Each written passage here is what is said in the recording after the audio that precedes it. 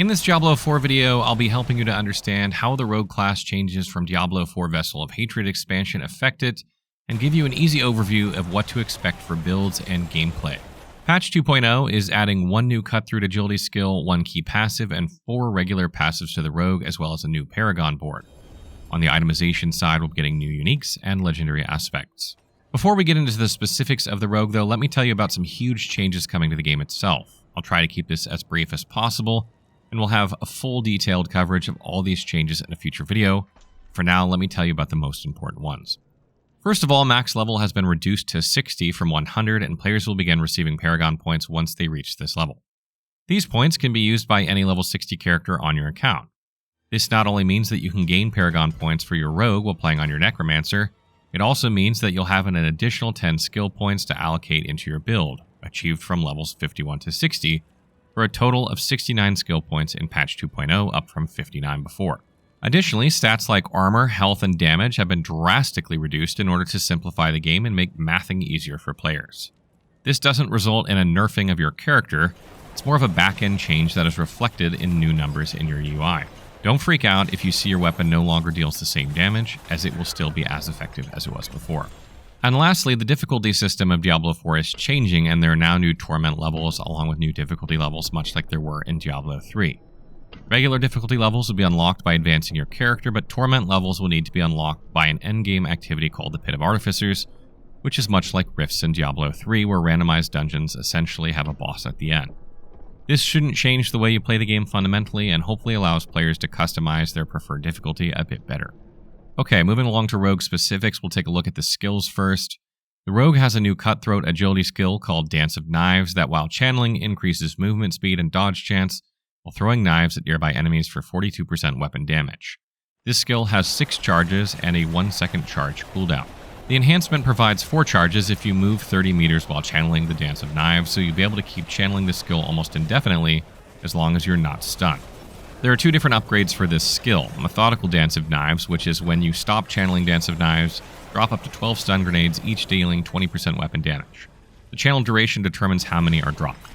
This option allows you to quickly move through weaker enemies and then stop the channeling on top of an elite pack to deal a burst of damage and finish them off with the rest of your skills. Might be great for mobility on many Rogue builds. Discipline Dance of Knives. Dance of Knives slows enemies by 25% for 3 seconds. Each knife has a 20% chance to pierce the enemy. This approach applies guaranteed slow, which is great, and the piercing chance allows you to deal with packs of enemies at the same time. I think that this skill will become a staple on many Rogue builds, as it provides you both mobility and survivability. On top of that, the skill itself is very fun to use and engage, reminding me a lot of the Whirlwind Barbarian, so I'm sure we're going to see some builds trying to mimic a similar playstyle, especially when combined with a new aspect of Star Shards, which enhances both damage and AoE. The new key passive is called Alchemical Admixture. Most imbuement builds were aimed at a single type of damage before, but with the introduction of this passive and the added amount of skill points we'll be getting in 2.0, I think we'll now be able to create builds that combine all types of imbuments, which allows players to take advantage of more affixes on the gear, and will be less monotonous to play. The other passives are mostly welcome additions to already existing builds. Target Practice gives you a flat increased critical strike chance, which is great for builds that mostly rely on luck or attack speed. Balestra will increase your damage after evading. At level 3 this will be 12%, and all builds that rely on the evade mechanic will probably pick this up, as a lot of Rogues use this anyway.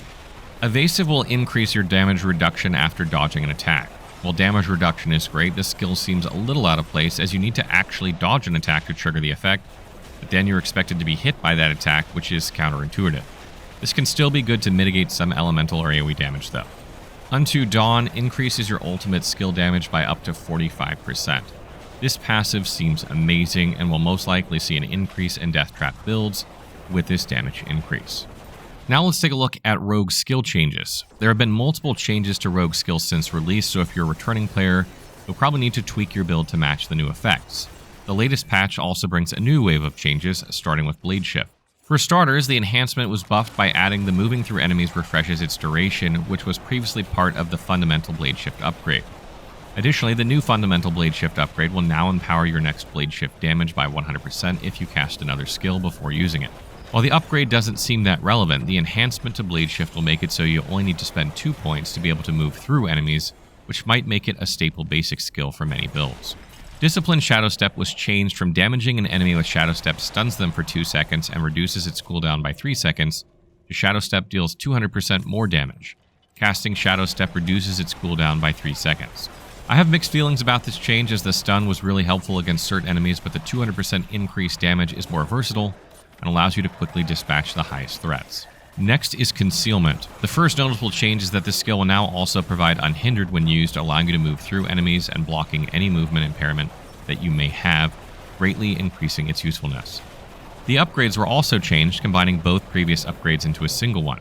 Subverting Concealment will now both make enemies vulnerable for 6 seconds as it used to, and also guarantee a critical strike on the skill used to break Concealment. The Counter and Concealment upgrade will now grant 10% dodge chance, and it increased the movement speed bonus to 60% for 5 seconds. This allows Concealment to be used in 2 different ways, one that aims at burst damage and the other one that's more oriented for survivability and battlefield positioning. On to Shadow Clone. The Prime Shadow Clone upgrade will now give stealth on top of Unstoppable when casting Shadow Clone. This will allow for some synergies and also make it more viable as an escape tool in critical situations. Next is Death Trap. Death Trap has received a massive buff with this upgrade, now providing a base 10-second cooldown if an enemy is killed with it. This was previously a 12 seconds provided by the Supreme Death Trap upgrade. The new Supreme Death Trap upgrade now makes it so enemies that resist the pull are hit again for 120% of Death Trap's damage. While we are losing 2 seconds from the previous version, I think the new effect will be amazing against elites and bosses, and don't forget the increased 45% damage we're also getting from the new Unto Dawn passive, so I'm definitely looking forward to trying this. Next is Rain of Arrows. Similar to Death Trap, Rain of Arrows now gains the Supreme Rain of Arrows upgrade by default, which knocks down enemies for 3 seconds. The new Supreme Rain of Arrows upgrade will now deal 40% increased damage to crowd-controlled enemies.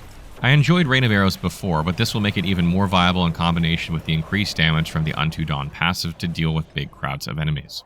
Moving on to the passive rogue skill changes, Weapon Mastery has had its tooltip changed to better state that the bonus damage is provided based on the weapon used in your attack. Close Quarters Combat now scales from 15% of damage to close rather than 10% to damage versus crowd control. While it might not sound like a big change, it will definitely redefine the affixes that you're using for your build. Adrenaline Rush has had its energy regen while moving increased from 5, 10, and 15% to 7, 14, and 21%. This is a good buff that will definitely see some play, especially with the addition of Dance of Knives. Impetus. This now gains damage to basic skills along with agility and subterfuge while the buff is active. Basic skills are not very relevant right now on Rogue, so I don't think that this is a super huge relevant change. Victimize has had the damage from its explosions increased from 62% to 80%, which is just fantastic. And Momentum has also been changed.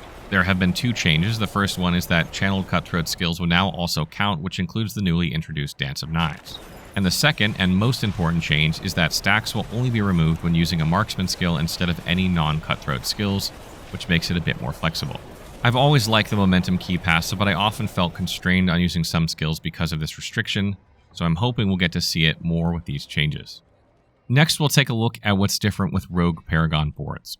In patch 2.0, players will also now only be able to equip 5 Paragon boards at a time, including your base board, so you cannot just ninja through a board for one node and out really quickly, and instead players will need to utilize their boards wisely. However, each class has gained a new board for a total of 9 boards up from 8, and some rare nodes have changed. And on top of that, players can now earn a total of 300 Paragon points up from 200, which should allow for a serious power increase across all builds. Glyphs have also seen a significant change. They now no longer improve via experience, but instead level up by completing levels of the Pit of Artificers and trying to improve them at the end, much like in Diablo 3. The higher level of Pit you complete, the higher chance you have of improving your Glyph.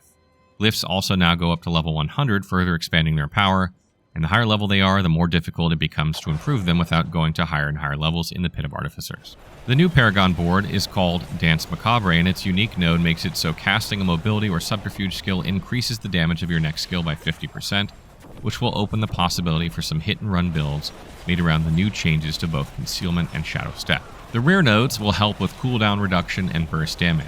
The Assassin node provides a massive plus 25% damage to healthy enemies, allowing you to one-hit kill high threats at the start of a fight, while the reduction to cooldowns will help keep the uptime of skills and make it viable to create a hit-and-run build that constantly gets in and out of combat. I think this is a great board that might spawn many new Rogue builds. Next, let's take a look at Rogue legendary aspects. Remember that the Codex of Power was changed in Season 4 and now stores legendary aspects of the highest roll you've obtained for that particular aspect. You can also use the Codex of Power as many times as you want on items provided you have the golden materials. If you've not played in a long while, you should probably head over to your storage, pull items you've been saving for a rainy day, and salvage many of them as soon as possible at the blacksmith in order to unlock higher rolls at the Codex of Power and free up valuable inventory space. The following aspects are changed in patch 2.0. Aspect of True Sight. This aspect will now make it so while Inner Sight is full, you gain 21 to 30% increased damage in addition to the already existing 70 to 100% critical strike damage to enemies marked by Inner Sight, which is a massive buff. Resistant Assailants aspect. This now gives resistance on casting concealment rather than when breaking stealth, which makes more sense to escape difficult situations. Uncanny Treachery has been reworked so that now dealing direct damage with a non-agility skill after casting an agility skill grants stealth for 2 seconds, and when stealth breaks you gain 10 to 18% dodge chance for 2 seconds. Like previously mentioned, it seems like Blizzard is giving us a lot of options for hit-and-run rogue builds. And lastly, Opportunist. Grenades now drop on your target if exiting stealth with Shadow Step. I think this was unintended originally, and the new mechanic is how it should have always worked to begin with. There are also 3 new offensive aspects that rogues can acquire. Aspect of the Poisonous Cloud is great for both the hit-and-run archetype or to trigger the new Alchemical Admixture key passive, which relies on non-physical damage. Aspect of Splintering Shards is great for crowd control and to deal with big packs of enemies, and I think that this could be also effective with the new Alchemical Admixture passive. And lastly, Aspect of Star Shards. This aspect is amazing, greatly increasing AoE and allowing you to mix it with a combo-style build. I'm sure this is going to be a staple on Dance of Knife builds and see a lot of play. The new class unique is called Pit Fighter's Goal, which is a unique ring. The ultimate item for hit-and-run strategy, this ring will definitely see some play, enable one-hit kills on most elites, maybe even some bosses, while also providing an insane amount of survivability for the wearer. So what does this all mean for the Rogue in Vessel of Hatred? The Rogue is getting a wide set of tools that were missing to create some amazing builds, and it sure looks very promising. The new skill is very fun to play, and I'm willing to say that it might bring back the Rogue to its golden age similar to that of Twisting Blades, as it will improve existing builds and create new and exclusive ones shaped around it.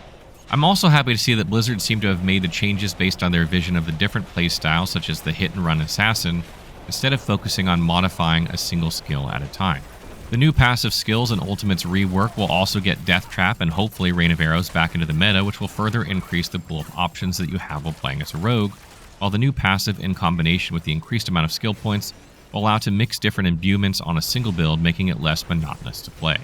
I'm really looking forward to try the Rogue in the expansion, and I'm very happy with the changes that Blizzard has brought with this patch. So that rounds up our introduction to the 2.0 Rogue in Diablo 4 that's coming with Vessel of Hatred. I'm very excited to try all these changes and try many new builds, and even some old ones that were nerfed at the time. As always, you can find our builds on the blog at Fextralife, and make sure to use our interactive map and wiki to keep track of where to get all items. We've already been working, and the expansion content is shaping up nicely. So will you be playing a Rogue again at the launch of Vessel of Hatred on October 8th, or are you going to go full on into the new Spiritborn class? What do you make of these changes? Let me know in the comments below.